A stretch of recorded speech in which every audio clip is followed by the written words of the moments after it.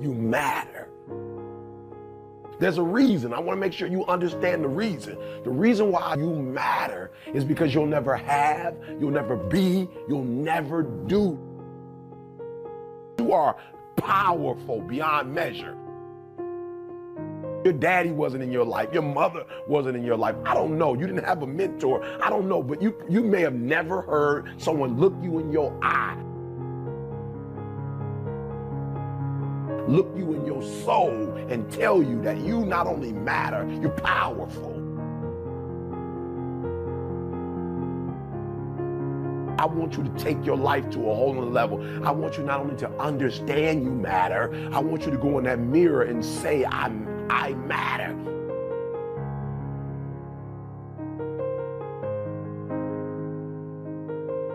You can't activate life. You can't begin to experience life in the way you want to experience. You can't have it. You can't be it. You can't do it until you activate it.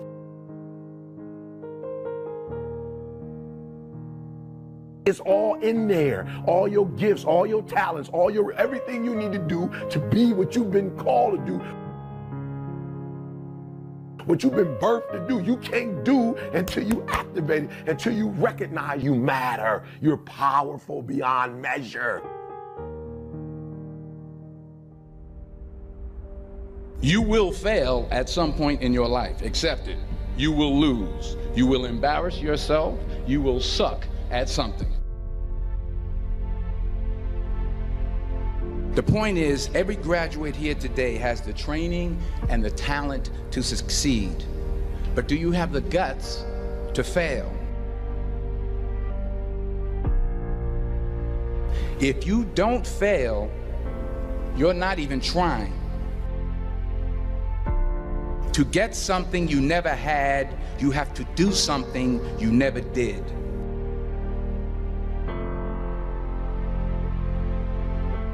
You want to know why most people can never get anywhere in life? Why most people never live, never experience, never build, never do anything worthwhile in life? You know why? Because most people's egos are so inflated and so fragile that they won't allow people to see them be bad at something. You've never done something before. You expect yourself to be awesome at it. You haven't done the work. You haven't put in the time. You haven't put in the study hours. You haven't had the experience, but you expect to be good. And because you expect to be good, but you know you're not going to be good, you don't do anything. I want your dream to be so clear, so vivid, right? That when you wake up in the morning, all you got to do is step in your dream. Only thing that's going to get you up out that bed, the only thing that's going to make you strive past that obstacle, get past that brick wall, and it's coming. The only thing that's going to make you get up and do what you're supposed to do is what you see. When you wake up in the morning, look at your goals going to tell you what time to get up. Your goals going to tell you who you should be hanging out with. People are going to laugh at you. People are going to point at you. People are going to make fun of you. But if you understand that losing and getting laughed at and all these things, and you understand how to use those things to improve and get better, you're going to have the last fucking laugh.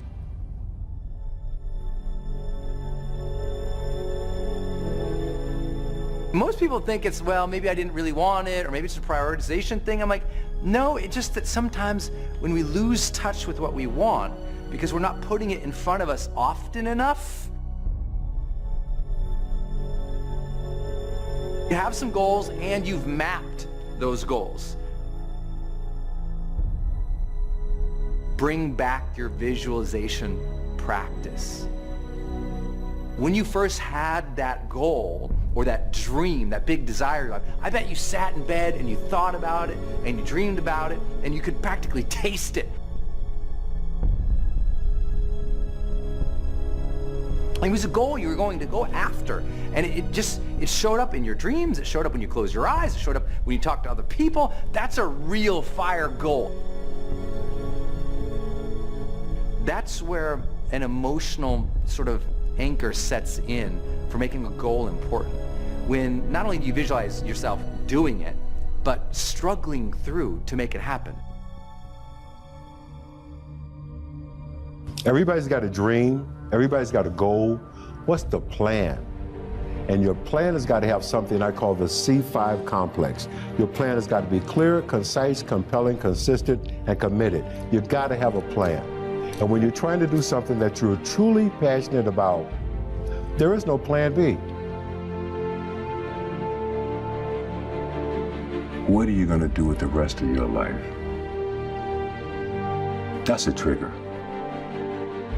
That's the biggest trigger that I have ever experienced. What are you going to do the rest of your life? Just got to show you guys this view. It is spectacular of one of my favorite cities in the world, Vancouver, Canada. And look, I've dropped my blood and sweat in this city, wrestled multiple matches in this city, shot big movies in this city. But one thing that a lot of people don't know that I want to share with you guys is when I was 22 years old, I came to this city for the first time. I was playing in the Canadian Football League, playing my first pro football game. I was playing for the Calgary Stampeders. We were playing the BC Lions. I was so excited. 2 days later, I got cut. The dream shattered, sent home with $7 in my pocket. I was like, wait, no, I gotta play in the NFL eventually. Those are my big goals, that's my dream. You realize that playing in the NFL was the best thing that never happened because it got me here. So my point is, look, you're gonna get your ass kicked, we're gonna get the shit kicked out of us. You gotta get up, you gotta have faith that the one thing you wanted to happen oftentimes is the best thing that never happened. So have faith, just keep that in mind and keep plugging away.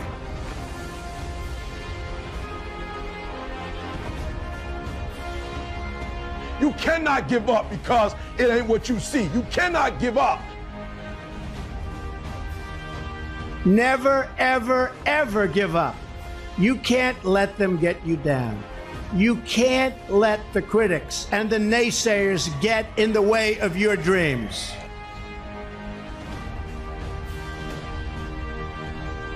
Champions keep going when they don't have anything left in their tank. That's the difference between the greats. That's what separates them. When they don't have no more. When it's over, when they're tired, when they're frustrated, when they're ready to give up, when they spent their last dime, that's when they get started. It's when you have nothing left. It's when you depleted all your money, when all your energy gone, when you have nothing left, that's when it's showtime. When you find a way out of no way, when you find breath that you don't have, when you find energy that did not exist. Find somebody who has a strength where I will have a weakness and I partner with them. All you're trying to do is get to the goal. No one gets there by themselves. Everybody needs help. Managing your strengths, knowing what they are, and don't let nobody talk you out of it. Failure means you've now learned another valuable lesson that pushes you one step closer to success. The road to success is always under construction. So just knowing when you strike out on your goal, you're going to have to get ready for flexibility because there's going to be detours, pitfalls, stop signs, men working, delays, detours going around. That has to be expected. I think that decision-making is a part of the issue of assertiveness. So we think about assertiveness and how assertiveness you can be with other people, but you have to be assertive with yourself and make personal decisions. Where will you be in your business, in your life in 36 months? Not because you hope, because you decide.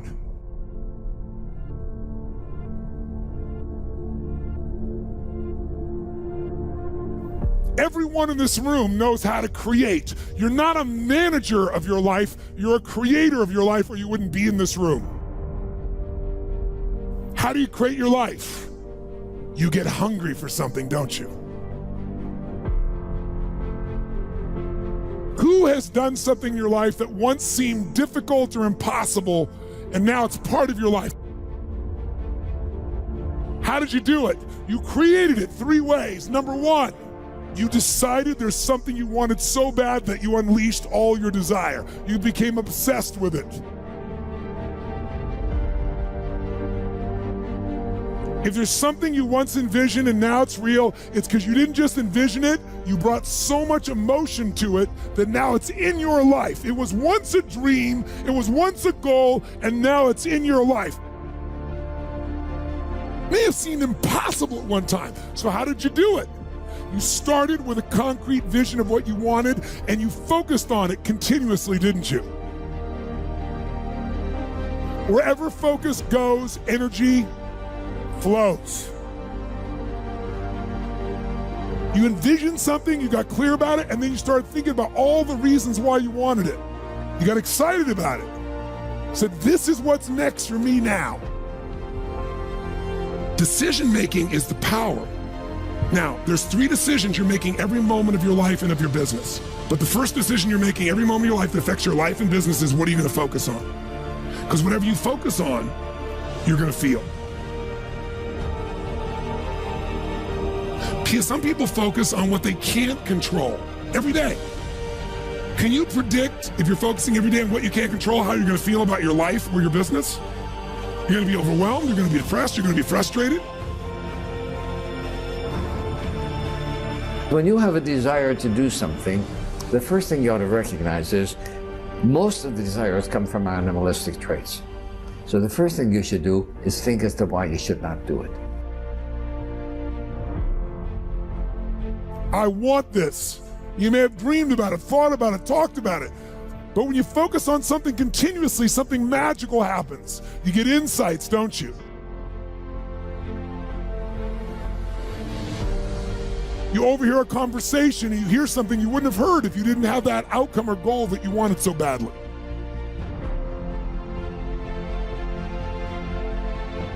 Decision making is the force that shapes destiny, personal, corporate, business destiny.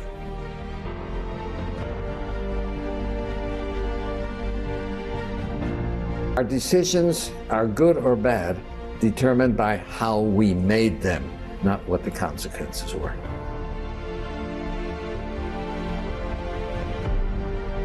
How many of you can think of decisions that you made years ago, 1 or 2 decisions, 5, 10, 15 years ago, that decision, you may not have realized it at the time, but that decision was one of the most important decisions of your life. You've made a different decision there, you've gone a different direction, your life would be completely different today. Some people make a decision and then they focus on the decision about how it didn't work out versus what they learned. Most people don't have the guts to make the tough decisions because they want to make the right decision, so they make no decision. And that's a decision. Take a drink with your friends and somebody says, yeah, we should go skydiving tomorrow. And you go, yeah, we'll go skydiving tomorrow. Yeah, yeah. And you go, yeah. And everybody goes, yeah. So then that night you're laying in your bed and you just keep, and you're terrified. You keep imagining over and over again jumping out of an airplane and you can't figure out why you would do that. And you're laying there and you have the worst night's sleep of your life. You wake up the next day and you go, down and you say where you were going to meet and everybody's there. So you get in the van and you don't know that your friends had the same night that you had because they're pretending like they didn't. They're like, yeah, man, my uncle's a Navy SEAL and this is going to be great. I've been looking forward to this. And you're like, oh my God.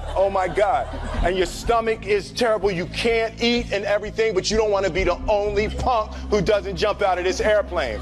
So you get there and then you have this safety brief. And you're standing there and the guys will tell you, well, if the chute doesn't open, what's going to happen is well, why the hell, what could happen? So you fly and you go up to 14,000 feet and you notice there's a light. It's red and it's yellow and green, right? So right now the light's red. So then you start thinking at some point the light's going to go green because you don't know what's going to happen, right? And you wait and it goes yellow.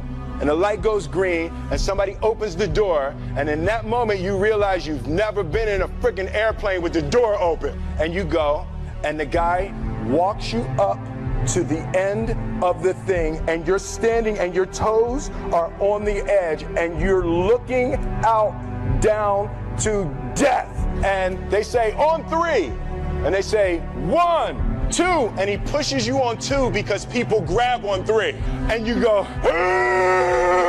and you fall out of the airplane, and in 1 second, you realize that it's the most blissful experience of your life. You're flying, right? It doesn't feel like falling, right? It's like you actually are kind of held a little bit by the wind, and then you start falling, and there's zero fear. You realize that the point of maximum danger is the point of minimum fear. It's bliss. It's bliss, and you're flying, right? And you're doing that, and then 20 seconds, 25 seconds, 40 seconds, and you have enough time to just kind of be like, oh, shit, that's that building. That's not like that one.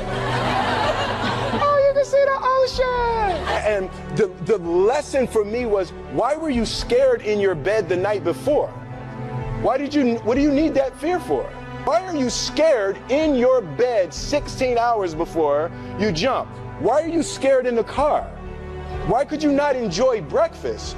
What did you need that? The fear is fear of what? You're nowhere even near the airplane. Everything up to the stepping out, there's actually no reason to be scared. It only just ruins your day. You don't have to jump. And then in that moment, all of a sudden, where you should be terrified is the most blissful experience of your life. And God placed the best things in life on the other side of terror. On the other side of your maximum fear are all of the best things in life.